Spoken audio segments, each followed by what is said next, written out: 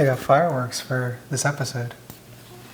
I'm kind of annoyed. It's gonna be fine. Can't control it. No, it's because they know that this is gonna be a lit, explosive episode. It's very punny of you. I'm a punny guy. Welcome to the Joyful and Rising podcast. My name is Hillary Ramos. Last several posts on social media as well as on my Substack have been about loving people well during grief. And I want to talk a little bit more deeply about that with you today because, you and I walked through this together and we experienced things differently, but we were in the trenches together and we went through some stuff.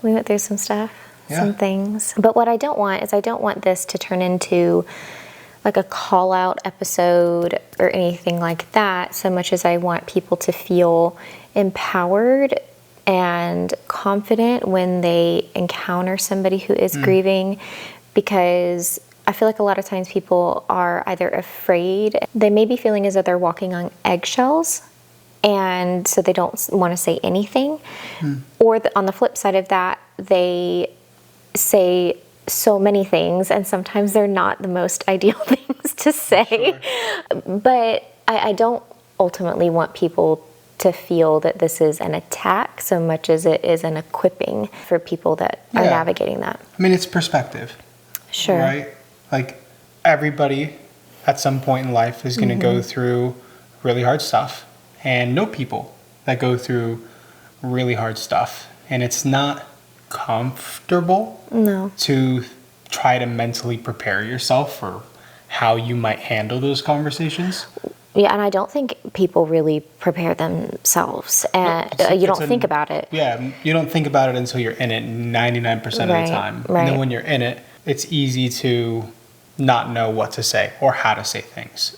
Yeah. Just perspective. Yeah, just as I was writing some of my blog posts, I was just thinking about the big question that came to mind was what it means to really be with somebody who is suffering instead of trying to make it better. And there is a difference. There is something to be said about truly learning how to be present with somebody in grief. Sure. I have some questions. Ooh. I guess the first thing I want to ask is, but even though you and I, obviously we were side by side through everything that we went through with our daughter Marcelly, we still had different experiences because we're two different people. And there's things that come to my mind when I think about those difficult times and the way that people showed up for us. But I'm curious to hear what kind of comes to your mind when you think about that. I didn't have an answer for this earlier. I gave him the questions earlier. I was like, I want you to be prepared and not caught off guard. This is actually probably better. We obviously walked that entire journey together. We played some different roles through that. So while your role was primary caregiver to both kids, my role was being the sole income earner. Yeah. And I didn't take any time off. Right. That entire pretty much 2-year plus journey from initial scan till the point that she passed at 22 months old. Right. I didn't take any time off. Right. I remember asking you to, begging you to also, and you were like, I can't, which was hard for me. Well, yeah, but I was only a year in. No, I just mean it was hard for me to understand that I think in a lot of aspects you needed to be working, not just from a financial perspective of being afraid to stop working that close or that soon. Sure. But it was very hard for me to wrap my brain around the fact that that was a form of therapy for you. Oh. That was very hard. I'm a doer though. I'm so funny. I have questions about that for you. I'm a doer. I inherently have a hard time sitting still. Yeah. And I was also blessed enough to be in a very fantastic company.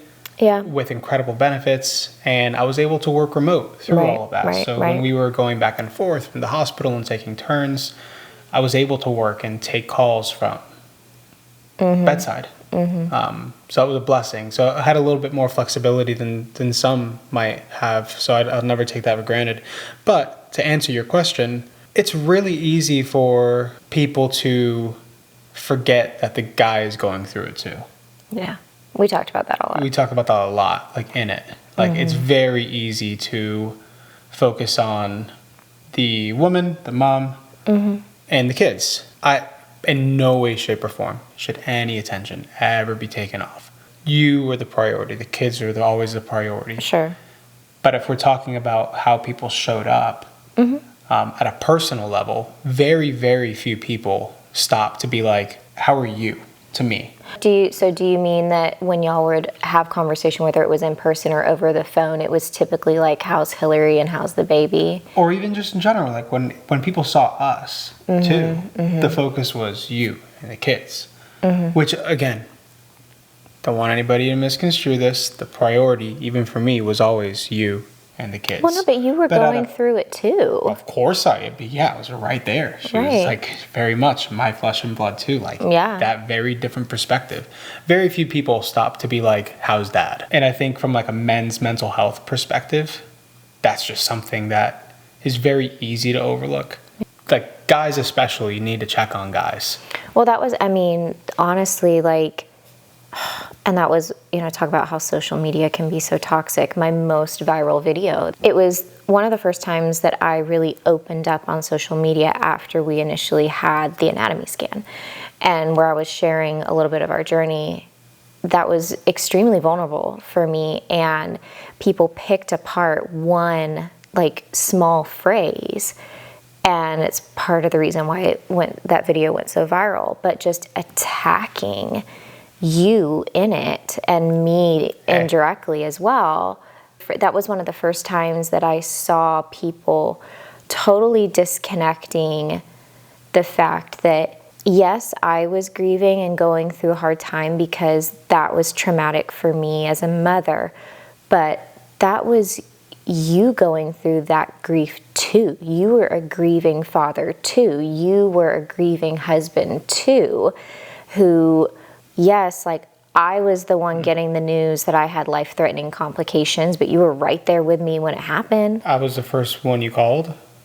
Like when we initially found the complications. Yeah, like I was the first. Yeah, I was the first. I was the first one you called. I was in there for all of it. I was in there taking notes when you couldn't be in the room. Right, after my C-section, so that I could properly have an informed discussion with you. Right. And doing research after doctors would tell me things so that I could have a conversation with you when she was in NICU and you weren't there yet. Yeah. Learning how to be her nurse with you. You were already a healthcare professional. I kind of became like pseudo healthcare nurse dad because it was all hands on for her. Yeah. Every day. Well, we didn't have nursing at home too. We didn't have nursing from home. We would switch nights. So like I learned to be work from home, dad, nurse dad, husband, carpool guy, work from the playground, take calls from the car, like pressure. As the sole income earner, and the person that was making sure like you had what you need, the kids had what they need, like doing all of that and work for 8 to 10 hours a day. Yeah, it's like mentally flipping a switch, like the compartmentalization of like switching those hats between being a professional and doing what I had to do from a career standpoint to continue to provide and excel, and then flipping a switch to also be caregiver and father and husband. So much pressure, just different. It is different, and I think that makes sense that this is your response to that. Like, as far as what do you remember most about that time and the way that people responded? For me, it was, I remembered the most the extremes. So the people that either said, the horrible things that still run through my mind that I have to work through and heal from, but then also the very positive things, the things that uplifted us. On your end, though, from your perspective, the thing that you remember the most is the things people chose not to say at all. Sure. And that's a really interesting perspective, I think. You said earlier something that was so interesting. You said, I'm a doer. I like to do things. And that was why you had a hard time unplugging from work. And I honestly think that that helped you in some aspects and hurt in others. And this is not to attack you by any means, but I think that sometimes your need to fix played a role in the way that we both experienced and navigated grief, both while Marcely was here and after she was gone. Was it hard for you to come to terms with the fact that sometimes in those situations, in our grief and our suffering, that there wasn't anything to fix? Or I guess maybe recognizing is not was it hard for you to deal with the fact that you couldn't fix anything? No, because I had a role. And being a doer doesn't necessarily mean you're going to fix something. It just means that you have purpose in service, at least for me. If I see a problem that I can fix, I'll do everything I can to fix it.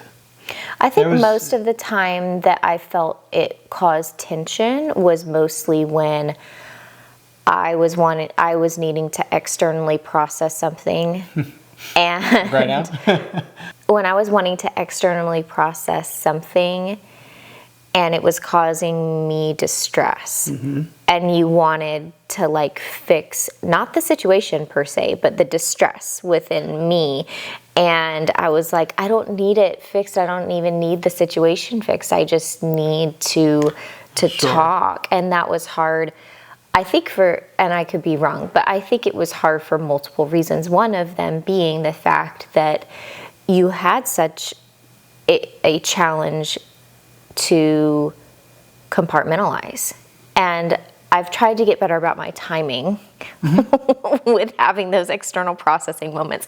But I think for you, it was like, if I can't fix this, I don't know how to approach your external processing right now. Like, that's where I found the most tension, was when I was ready to externally process something that couldn't necessarily be fixed and you wanted to have a solution for it. Is that fair? That's fair. If I see something that can be fixed, I'll try to fix it. Most of the time, there's a solution to everything. With Marcely, there wasn't a solution. It was, what does she need right now? What is the next thing? And there was nothing else other than the next thing. We live moment by moment. Is she having a seizure? What meds does she need? How many seizures has she had? Is she stable? Are we calling an ambulance? If so, do we have a bag ready? Where's Liam going to be tomorrow? Do I have everything that I need? What was the next thing?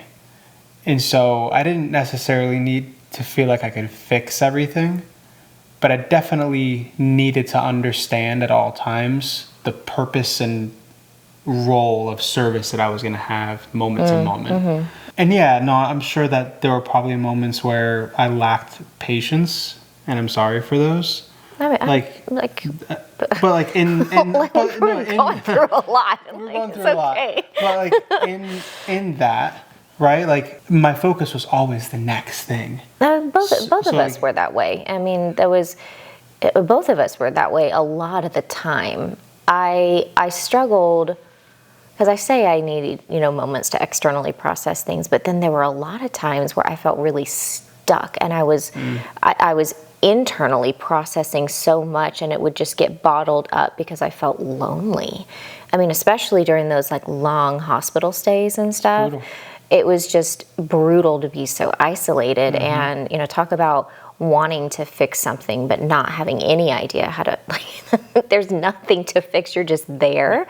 Like, there was so much that I just like had bottled up that I needed to talk about. But quiet hours, especially at night. Oh my gosh, yeah.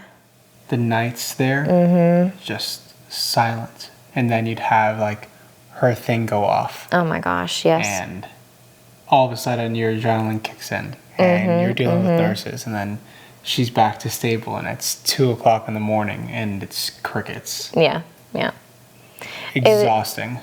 And very isolating, especially being in there. Time moves weird. It does. In the hospital, it moves very weird.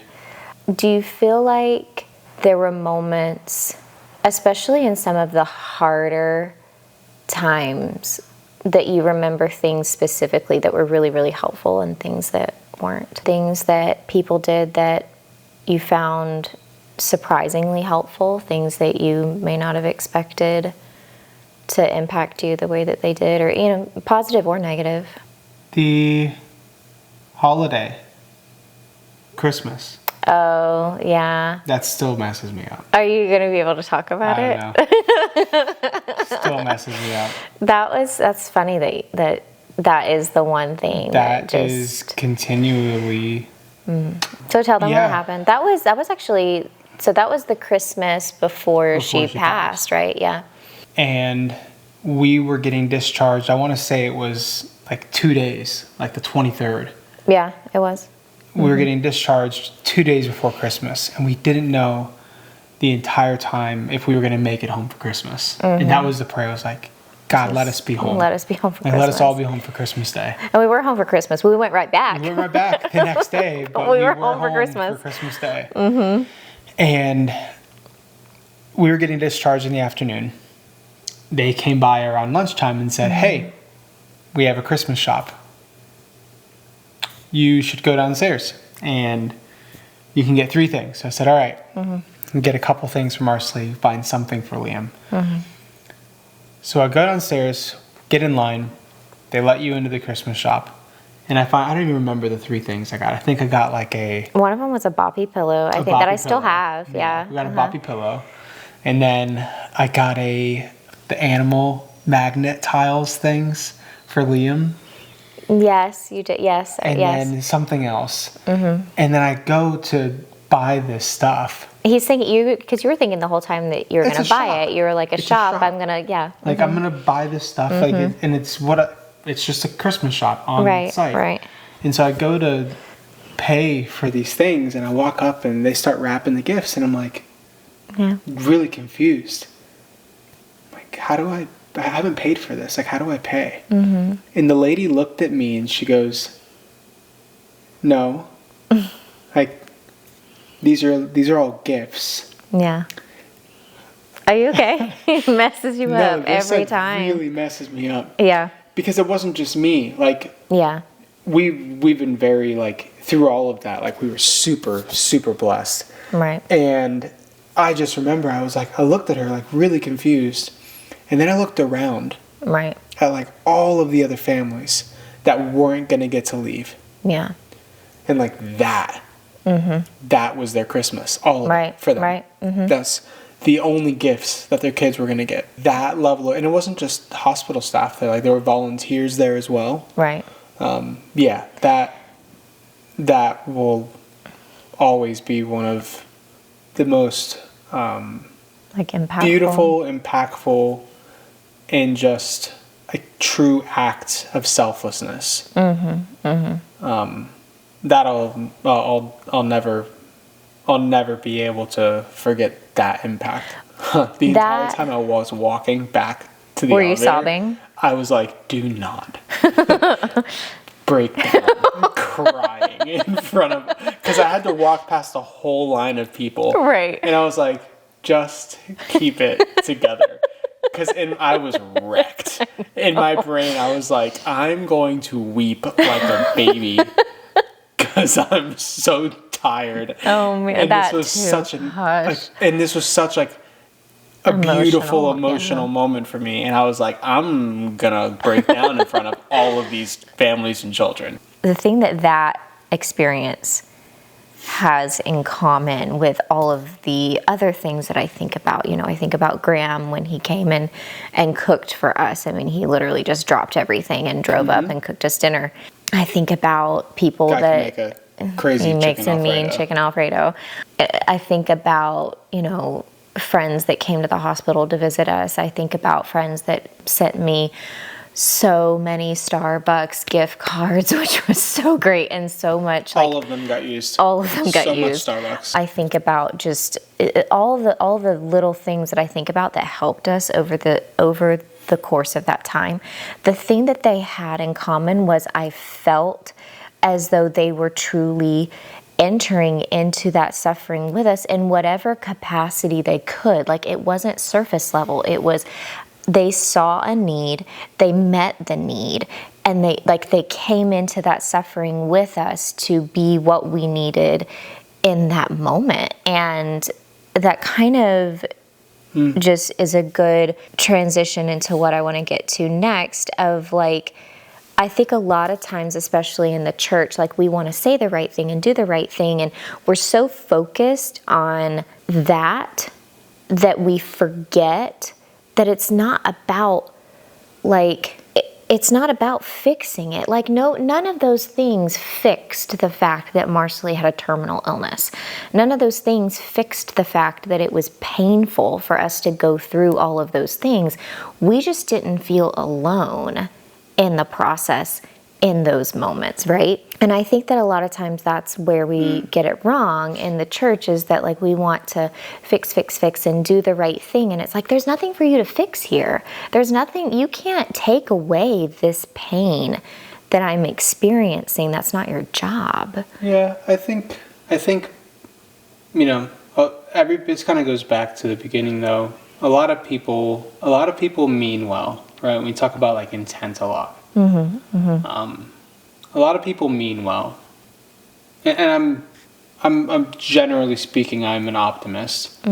There are certain things that just are, and they can be both difficult and sad and beautiful all at the same time. Yeah.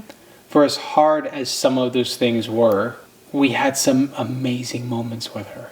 Oh, for sure. Yeah, like and I wouldn't change any of that. Beautiful, amazing moments with her that are just forever ingrained in who I am as a person. Well, and they're beautiful in part because of the way things were. Like the thing that made, like the first time I ever saw her intentionally play with a toy, the reason that was so profound to me was because of everything that she went through.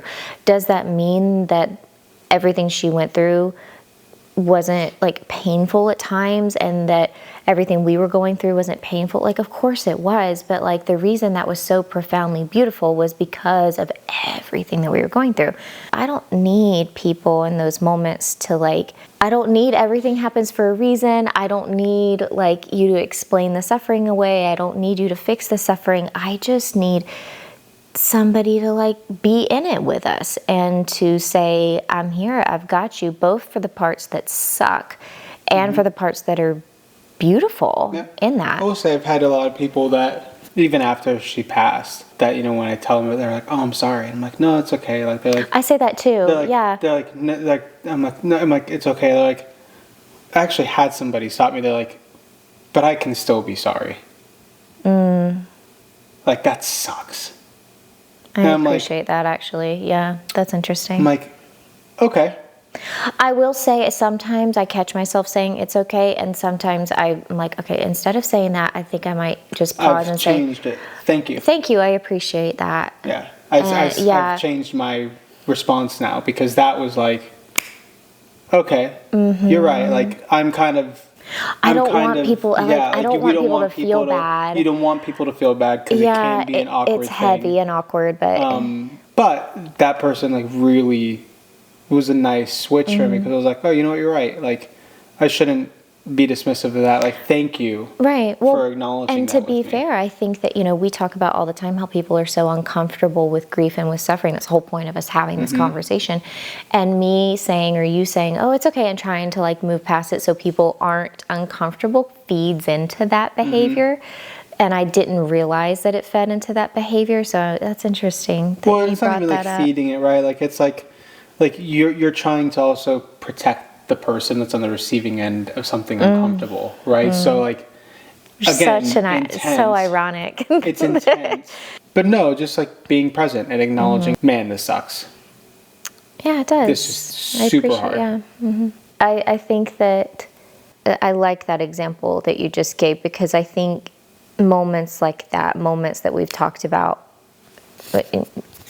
other moments that we've talked about, those are the moments where you really start digging into what compassion actually looks like, because people stop trying to solve pain and they just start standing inside of it with another person. Even though they're not going to experience it the same way you do, they're like, I'm here, I'm with you. And I've been thinking about that a lot lately, and I don't want to like dive too far down the rabbit trail with this, but it's one of the reasons why I've stopped putting so much focus on empathy, and I've put more focus on compassion, because I think empathy gets distorted a lot in our culture. And again, I'm trying to avoid rabbit trails, but like rabbit trails and a bunch of people getting really angry with me. But I genuinely think that when we talk about what it means to truly step into pain with somebody without the need to fix, you're talking about compassion, because you're not asking somebody to fully understand something. You're not asking for somebody to feel it the way that you feel it, because that's impossible. You're just like, just be present with me. Just exist like in my space with me. Does that make sense? Yeah, no, it makes sense. I mean, there is kind of that line where like empathy can become a little bit performative. Yeah. Empathy at its core is not a bad thing. Empathy at least opens up the conversation and gives people room for alternative perspective. Yes, I think it's a perfect example to talk about intentions. I think the intention of conversations regarding empathy a lot of the time can be good. I just think that it's been overblown, I would say, in our culture, especially recently. And I just think that the conversation ends up being unproductive. What I think is more beneficial, at least for me, when I'm thinking about what was helpful for me during grief, it wasn't people saying, I totally understand. Like, that wasn't helpful, because you don't understand, and I don't want you to, oh my gosh, like we've said this so many times, I don't want people to understand what we went through, because that means you've got to go through it. And I don't wish that on anybody.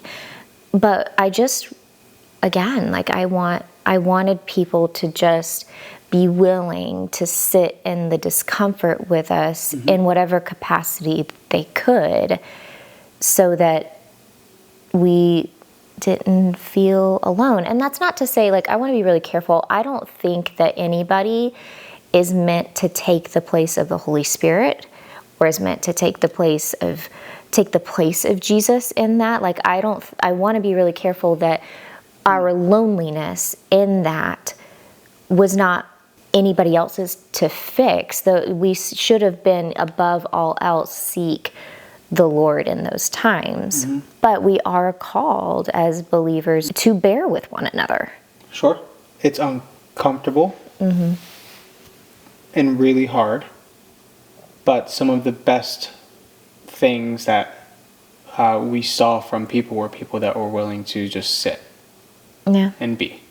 Or see the need without us saying it, right? Like, I remember friends after she died, were helping with the service. We had so many flowers here for a while. We had so many flowers, The house smelled great.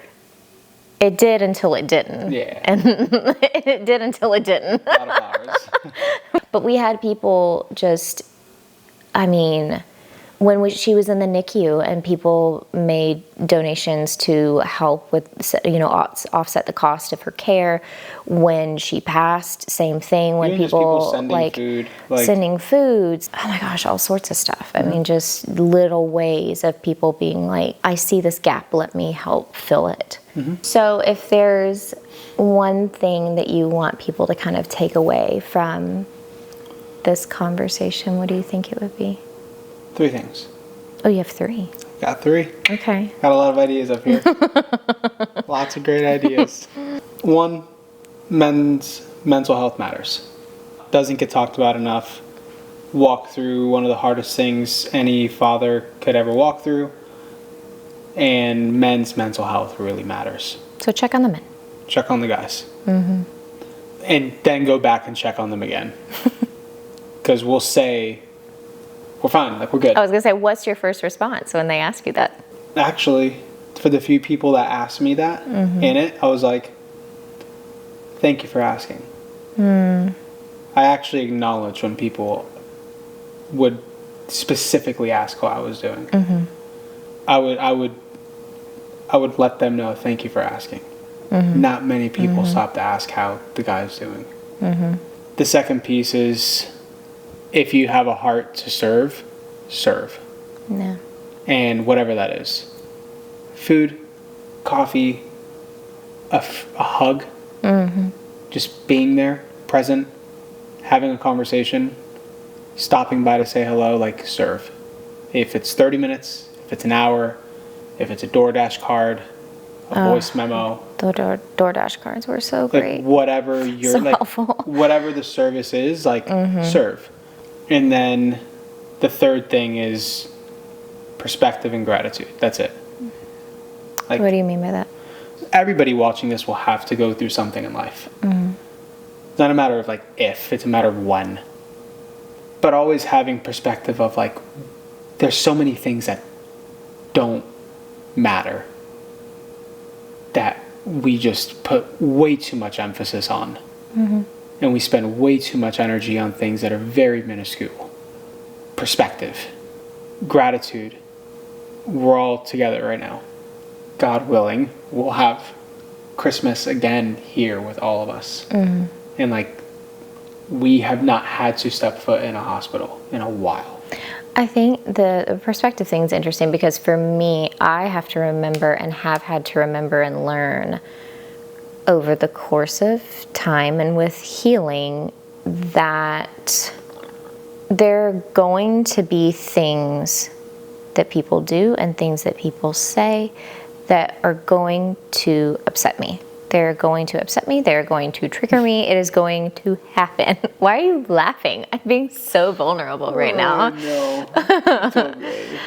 And when I was in the very early stages of this process, I had no idea how to navigate all of it, right? And I was extremely reactive. And I don't fault myself for that in the sense that like I'm a human being, but there were a lot of times that people said certain things and I felt compelled to be like, I need to teach in this moment that this is not okay and this is like, we can't talk to each other. Like, I just felt compelled, like this need for justice within me was like, this is not okay. But it drained my energy so much, and it 99.9% of the time was not worth it. From a perspective stance, the problems that we were facing were still going to be there, whether I corrected that person or not. It just was a matter of, am I now going to have the energy to keep moving forward the way that I need to move forward? And nobody, I don't know, just from a perspective standpoint of like, there are so many bigger things like to be worried about. Like the one small thing that somebody said that ticked me off, like I didn't need to feel compelled to correct that person or let it like fester and dwell. But that's hard when you're grieving. Like that's really hard when you're going through grief. And that's not to say that my feelings weren't justified or that my frustration wasn't justified. It's just, I think that from a perspective standpoint, it was really hard when you're in grief because grief is your perspective. Like grief is where you live. Medical parenthood was where we lived for 2 years. And everybody experiences it differently. Everybody grieves differently too. Yes, you and I do. had very different responses. We did. To grief after we came home and the dust settled. Like after she passed, you mean? After she passed and after the funeral and like everybody was gone and it was just us and Liam again. Like those quiet moments. We dealt with that so differently. Yeah, I mean, But I guess my larger point with that, though, was just talking about your point about perspective and gratitude. As challenging as it is to do that in grief and resist the urge to correct people and teach people and whatever, like me developing a spirit of gratitude and a spirit of joy and a spirit of not taking offense has been really healing for me. You smile. I don't do it perfectly. I'm aware, but it is healing. And it's one of those things where I have to tell myself, okay, this person doesn't have the perspective that I have, and that's okay. I just have to let it go. Like, I gotta let it go. Yeah. I mean, for you, just learning to leave people where they are. And I have to. So that's so hard for me, though. I know. I get it. You want to elevate people and I do. Empower them. You want to fix situations. You want to fix people. I get it. But look, some people are, they're made of rare parts that are not easily repaired. Mm-hmm. They require special treatment from. I see. From the Lord. From God Himself. From the Lord. The Lord is like, stop. You know what? I got this one. Stop. I don't need you. But that's hard for me though, because I'm like, it's partly a control thing. It's partly a control thing, but it's. I'm gonna go back and clip this one and bring it back up later. Yeah, but it's fair. I think honestly that summarizes how you and I have handled grief differently. Is that I have this tendency, because I'm so relational, like that I want to, if I see something wrong with a relationship, like whether it's even a stranger, I want to fix that, and I want to get this right. I want to fix it. You're that way with situations and problem solving, I would say. Yeah, but I'm also very quick to be like, I don't have the energy for this. I'm not going to invest the energy here. You're getting better. You're better. I'm probably on the side of like very quick to be like, no time, no energy. Have a blessed day. May the Lord be with you in everything you do. I wish you nothing but the best. I am moving right along. Do you think that the times where people really fell short challenged you to go? Do you think that the times where people fell short and where you felt lonely and where people failed to acknowledge, ask how you were doing and all that, like, do you feel like that deepened your faith in a way? Subconsciously, probably.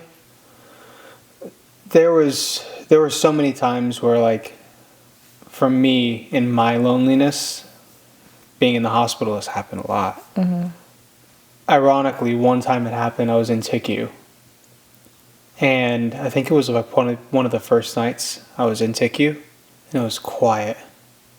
And I just couldn't sleep. And I'm like, God, I don't know what I'm supposed to learn in this moment. Mm-hmm. But if I'm supposed to get something out of this, this will mess me up too. Mm. If I'm supposed to get something out of this, help me to see it. Sure. And I felt like in that room, it was like, walk down the hall and look around. And until you ever walk that hall, walking a hospital hall in general will humble you. Sure. When you walk a TICU hall and you see what those kids have to go through and what they have to bear, like when I say perspective and gratitude, it is like those moments for sure. I remember you also saying that like one thing that you were grateful for was just the ability to be there with her. Because as hard as it was to spend the night in a hospital bed, not every parent was able to be with their child. Yeah. Marceline never had a moment where one of us weren't with her. Unless it was like, we had family and friends who would come and reprieve us so that we could like go on dates and stuff. But we had the flexibility to always have one of us there with her. That was a perspective that we needed a lot of the time, because, you know, it sucked having to be in the hospital, but at least she was never alone. And that wasn't the case with a lot of those kids. A lot of those kids were alone a lot of the time. And because their families had other needs that they had to attend to, right? Like it's just, it's hard. I don't need people. And this goes back to my original point, though. When we talk about perspective, the perspective I want people to have is not the same as mine, because I don't want you to know and understand to the fullest capacity what we have experienced, because what that entails is something that I don't want anybody to have to experience. But I think just acknowledging that, like having the ability to say, I see you. Sure. And I see you and what you are experiencing. I want to acknowledge it for a moment and sit in this with you for a moment. I want to just be silent if I need to be silent with you, and fill a gap where I can. Mm-hmm. Like, that is the perspective that I want people to have. Sure. And it's also, you know, when people are going through stuff, a lot of the time it's not about fixing. It's just about being present. And kind of the same way, your control tendency of like, I want to correct someone. Yeah. People's tendency to want to fix. And like for them, like they feel like they're of service when they're fixing things. Mm-hmm.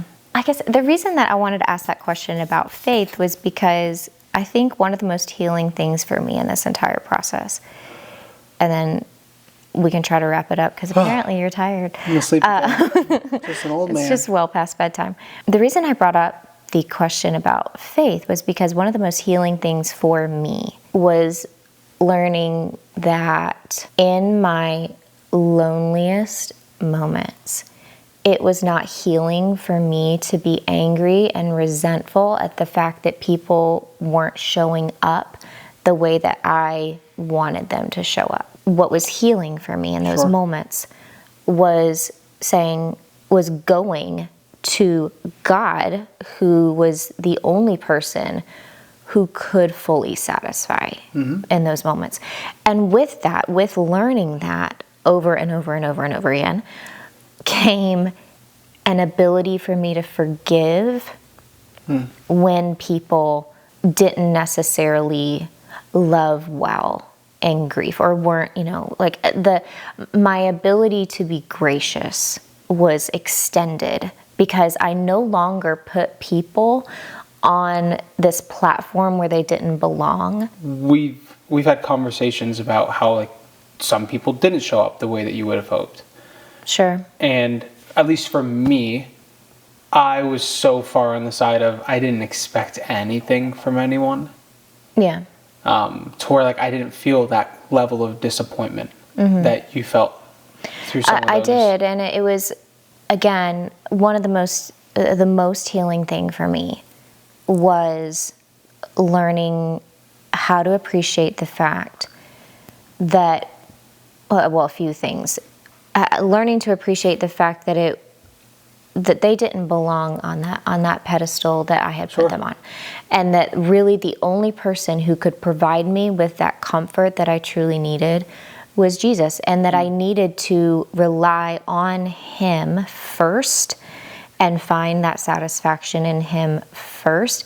And that allowed me to be more gracious and understanding when people maybe didn't meet an expectation, but my expectations also kind of changed with that, where I let go of them, and I said, I'm just going to. It is, and I'm talk about gratitude. I'm so proud of you. Oh, thank you. Talk about gratitude. I was then able to appreciate more and focus more on the ways people did show up, rather than the things that people said that hurt me, or rather than the ways that I wish they had been more present or whatever. Like my expectations changed because I was no longer putting them in a place where they didn't belong. Sure. I'm always awful at wrap-ups when it comes to things like this. I don't know how to conclude a strong concluding statement that tags the algorithm. I have no idea. You're funny. I appreciate you talking with me. Of course. Thanks for having me on this explosive episode. Thank you so much for joining us. Please make sure that you like and subscribe to this channel so that you don't miss any updates on future episodes. That's all we got. Thanks for being here. See you on the next one. Bye.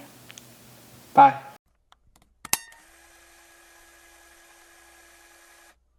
The conversation is still going. And now, welcome to the after party. There was some, no, it's getting lit. It's explosive. Hang on.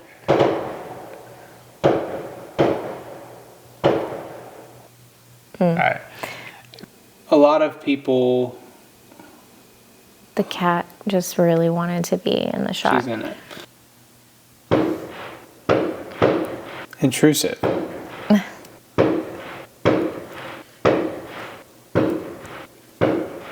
I don't remember how long we said we were going to keep this to. What is it? Peace. Was it Peace Out, Girl Scout? Yeah. Is that the line? It's a weird line. Why is that a line that you're struggling to think Peace of? Out, Girl Scout. I don't know. Okay. I think it's bedtime. Bedtime. Bedtime, 9:40, and we are struggling. Peace out, Girl Scout. See ya. Bye. I'm tired.